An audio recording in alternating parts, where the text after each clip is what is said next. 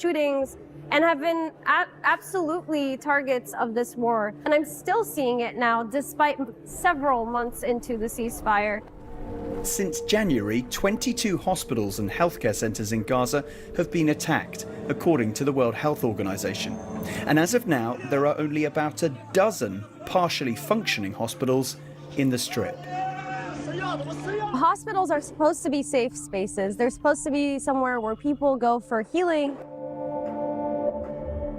Al-Shifa is the largest medical complex in Gaza, and it has come under attack several times during the war, killing hundreds inside the hospital. Israel said some of the buildings were being used by Hamas. The hospital's director says there are no nursery beds compared to the 50 they once had, and less than half of the operating rooms left are functional. I'm standing right now outside of the surgery building at Shifa Hospital that housed all kinds of surgeries. Hundreds of patients used to be able to receive care at this facility, and now it's completely destroyed. The Gaza ceasefire delivered record levels of humanitarian aid. You don't hear those stories anymore with people starving. In January, the Trump administration unveiled a real estate master plan for Gaza. The plan included 180 tourism towers, residential areas, parks, an airport and a railway. But it all hinged on Hamas disarming, and that has not happened.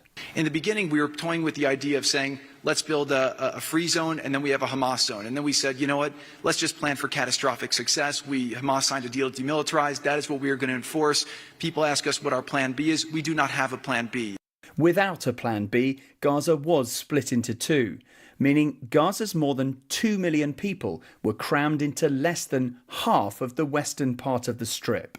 Israel's leader says the plan is to occupy more land. רצועת עזה אנחנו נופתים את החמאס מכל עבר. כרגע מחזיקים ב-60%, למעלה מ-60% משטח הרצועה, בקרוב נגיע ל-70%.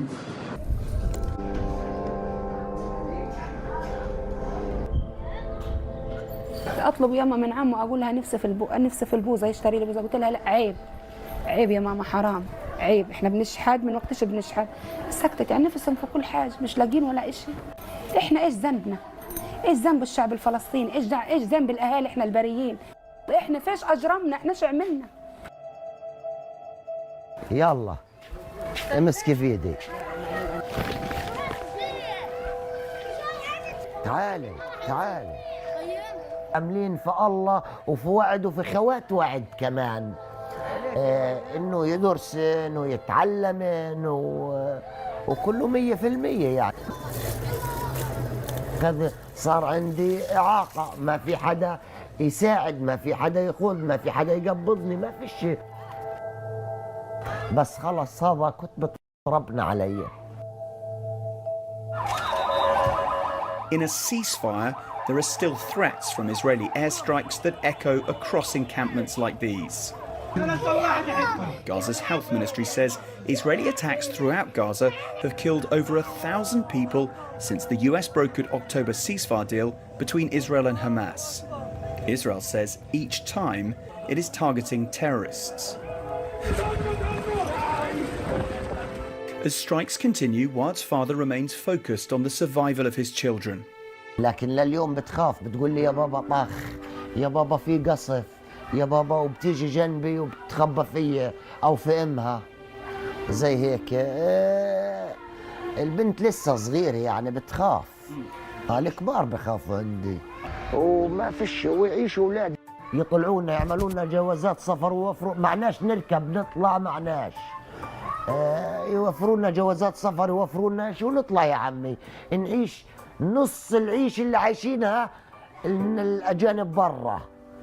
مش عايشين، احنا مش عايشين، مدفونين بالحياة. احنا مدفونين في قطاع غزة بالحياة، ايش عاملين احنا مش عارفين. We are so grateful to Tom Sufi Burge and the entire team for that story. ABC News reached out to Prime Minister Benjamin Netanyahu's office asking why the IDF has been ordered to take more land. A spokesperson told ABC News President Trump's 20-point peace plan is unequivocal. Hamas must disarm and Gaza must be demilitarized. It can happen the easy way or the hard way, but it will happen. And in response to continuing strikes during the ceasefire, the spokesperson said Hamas continues to violate the terms of the U.S. ceasefire and that in accordance with the U.S. ceasefire, the IDF has the right to defend against these threats. The IDF targets terrorists and not civilians and takes precautionary measures before strikes. End quote. Coming up, a driver pulled from a burning car, plus the stunning images tonight after a pilot landed on top of a house. And with World Cup fever sadly coming to an end, let's talk about Lionel Messi and his not-so-fairy tale ending.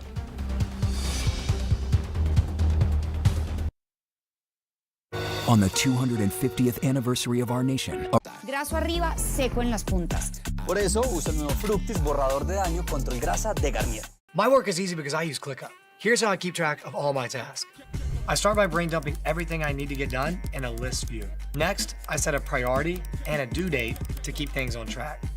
I create custom statuses to organize my progress exactly how I want it. I like to add the action items field so AI can show me the next steps. I add my teammates as watchers so they're in the loop. ClickUp makes work easy, from personal projects to running a multi-billion-dollar company. Click the link below to create your workspace for free.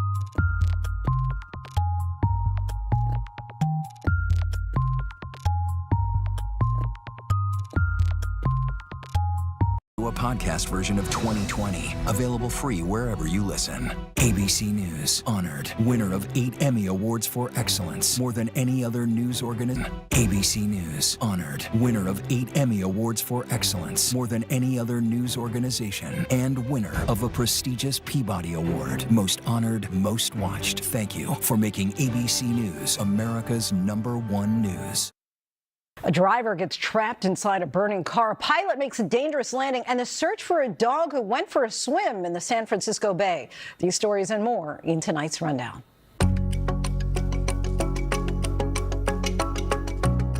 Get out of the car now! Get out! Get out! Get out! Get out! A dramatic rescue unfolds on a Texas highway after a driver got trapped in a burning car. South Lake Police Corporal Joshua Swisher ran toward the flames and billowing smoke. He says when he tried to open the door, the handle broke off. And now I'm thinking, how am I going to get him out of this car? And from there, I just put my glove on. Get out! Come out through the window! Unable to open the door, he breaks the window with his fist. Sir! Come out through the window now! Give me your hand! Give me your hand! And pulls the driver to safety. Got you. Get me out. When the window shattered, that was a little bit of relief for me because I knew I had an exit point at that time. The driver shaken but able to walk away without any serious injuries. Stunning images out of Texas after a small plane landed on a house. That bright yellow plane crashed this morning in a Houston suburb. Authorities say the pilot was trying to land at a private airstrip nearby. The pilot was the only person on board and survived with minor injuries. No word of anyone was inside that house. The FAA is investigating the cause of the crash. A new study shows a record number of people are struggling to keep up with student loan payments. A new Associated Press analysis shows more than 4 million people across the country defaulted on their student loans between April 2025 and March of this year by not paying for at least 9 months. It brings the total number of borrowers in default up to 9.5 million. That means 1 in every 5 borrowers is off track when it comes to repaying their student loans. Panic inside one of Italy's most iconic landmarks when tourists got trapped in a small boat as water poured in. I'm videoing and I'm thinking, oh, we're goners. The frightening moment unfolded inside Capri's famed Blue Grotto, where a tour capsized, sending passengers scrambling to safety. Here, it's okay, it's okay. We actually hit the top of the mouth of the cave, and we were overcome with water. The passengers were transferred to another boat before their own vessel finally sank. Water rescuers saved a runaway dog from the San Francisco Bay. Menlo Park firefighters responded to a report of a dog that jumped into the bay and just kept swimming. Authorities say they used binoculars to locate the pooch before a water rescue team sprang into action. After saving the pup, officials found out he'd been missing since the 4th of July. The tiny dog is now back with his owners. You are never too old to live out your dreams, even when one of those dreams involves jumping out of a plane. 105-year-old Navy veteran Spurgeon Butch Carlson ticked an item off his bucket list over the weekend by skydiving. He did the tandem jump Sunday afternoon for his birthday. This isn't his first bucket list adventure. Last year, for his 104th, he did his first horseback ride with his 99-year-old brother.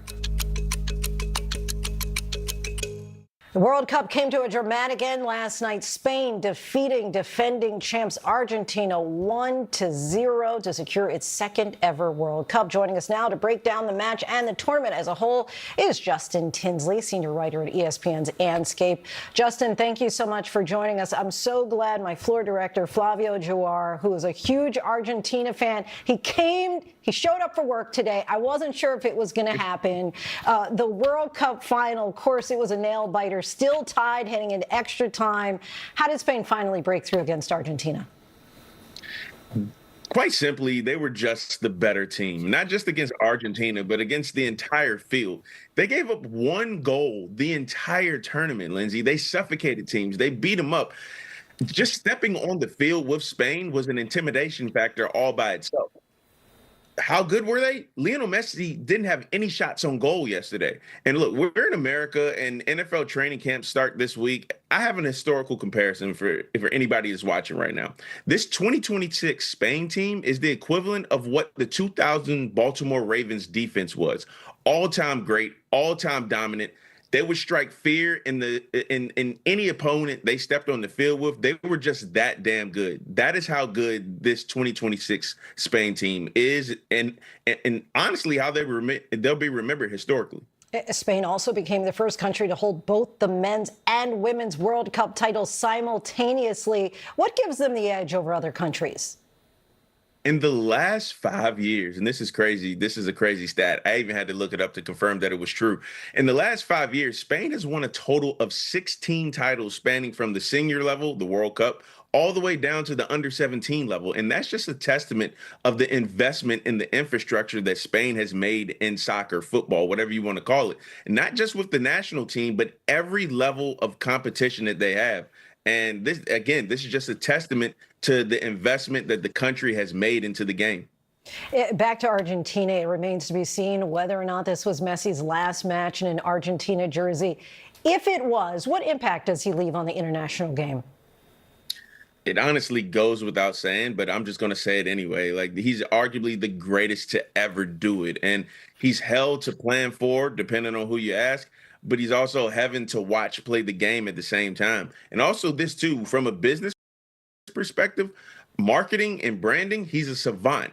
Anytime he steps on the field, it's appointment viewing. And that's pretty hard to do in an internet social media era where everything just lives online almost instantaneously. A back-to-back World Cup would have been incredible for his legacy, but also at the same time, too, he has a resume that 99.99999% of his colleagues will never have at the same time, too. And lastly, just to get back to the scuttlebutt of Argentina, what do you make of the kind of scandal around soccer that it was during the World Cup here, where I heard people even yesterday saying any team but Argentina, whether that was based on the makeup of their roster or the treatment that they got from the referees? I think it spans a lot of different ways. Yeah, the makeup of their roster, as you said, the treatment from their referees. But when you look at the World Cup, obviously it's about soccer, right? But it also deals with geopolitical issues. It deals with the history of the world. And I think a lot of people were looking at, Argentina and like their history in terms of race relations and how certain people have been treated within the country or by the country. I think that goes into a lot of what people were saying, anybody but Argentina. This wasn't just an on the field issue. Again, I think it's a geopolitical issue at the end of the day, but this is This is what the World Cup is about. It's also it's great soccer in the moment, but it's also a history lesson in the moment as well. Justin Tinsley, so appreciate your insight. Thanks so much for joining us. Thank you. And that is our show for this hour. I'm Lindsay Davis. Be sure to stay tuned to ABC News Live for more context and analysis of the day's top stories. Thanks so much for streaming with us.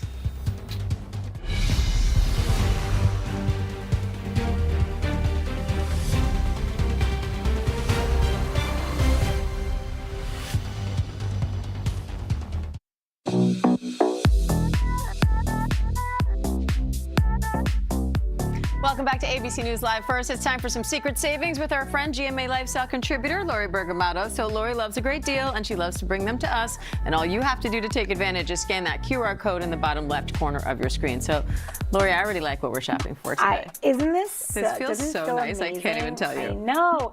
So this is actually engineered for hot sleepers. This is from Sleep Zone, everything you're seeing here today. And they're cooling sheets, which are, I believe they're right over here. They were actually named a 2026 Good Housekeeping Bedding Award winner. Cold to the touch. I know. But that's the thing is, like, we're all supposed to be sleeping in 60 to 67 degrees at night. This is a really great way to keep that air conditioning bill lower, keep your sleep at a perfect sleep score. And they, like I said, these were tested and won. I used to work at Good Housekeeping, so I know how thoroughly vetted everything is. So when I see that, I'm like, oh, guys, this is legit. So it's got that cool to the touch feel. It's so soft. It absorbs and releases body heat, so it prevents you from overheating. There's also a mattress pad that's also cooling. Feel that. And then we've got lightweight comfort. This is the mattress pad. Sorry, mattress pad, lightweight comforters. So everything that you're seeing today is 30% off. Nice. And I'm telling you, like, you invest in that and you're gonna keep that AC bill. The ROI is high. That's right. I love a high ROI. Speaking of which, for Fringe, these are their therapy wraps. So you can do it for like your shoulder. You can do it for your lower back, your knee. This is good if like maybe it's on your abdomen and you just stand like 4 to 6 inches and it does like a general area. It's all 40% off plus free shipping from Fringe. Is this for the hair? It's for that. I think that one's for the head. Yeah. We're gonna do a deeper dive on that. But before we do, this was a thing. I want to talk to you about these because I can't remember if we've talked about how much we hate uncomfortable shoes. Yes. I think everyone does, right? So with the right insoles, you can really transform that pair of uncomfortable shoes. This is great if you have foot pain, plantar fasciitis. From Fulton's here, they have deep heel cup cushioning foam, a shock absorbing base. So that's going to help you with that alignment, with that pain, and help you stand a lot taller. And you can save 25% on those. Lovely. I know, and they're just like a hidden secret weapon. You're Are really we going into to talk this. more about this thing now? Because I'm very curious. Oh, we gotta go. Okay, fine. We're going to leave it on a cliffhanger. Lori, thank you. And to shop these products and more secret savings, you can scan that code in the bottom left corner of your screen. Lots of info on this guy and all the others. And join us same time tomorrow for more secret savings. The news never stops, and neither do we. I'm Diane Macedo, and hopefully I have great hair now.